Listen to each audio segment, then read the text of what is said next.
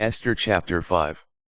Now on the third day, Esther put on her royal garments and stood in the inner courtyard, looking toward the royal palace, while the king was seated on his royal throne in the audience chamber, facing the palace doorway.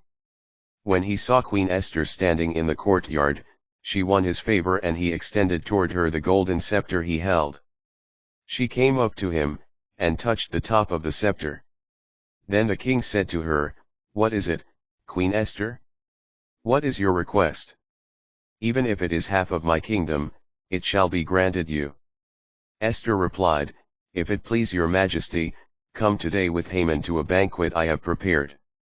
The king ordered, "Have Haman make haste to fulfill the wish of Esther."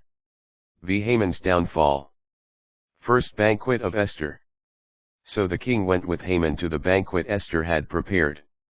During the drinking of the wine, the king said to Esther, "Whatever you ask for shall be granted, and whatever request you make shall be honored, even if it is for half my kingdom."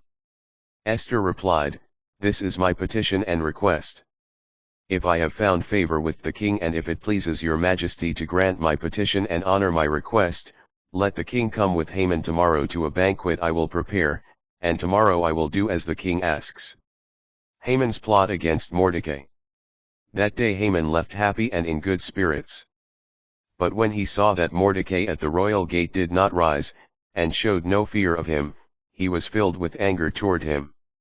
Haman restrained himself, however, and went home, where he summoned his friends and his wife Zeresh.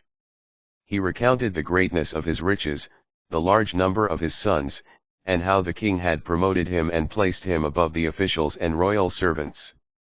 Moreover, Haman added, "Queen Esther invited no one but me to come with the king to the banquet she prepared, again tomorrow I am to be her guest with the king. Yet none of this satisfies me as long as I continue to see the Jew Mordecai sitting at the royal gate." His wife Zeresh and all his friends said to him, "Have a stake set up, 50 cubits in height, and in the morning ask the king to have Mordecai impaled on it. Then go to the banquet with the king in good spirits." This suggestion pleased Haman, and he had the stake erected.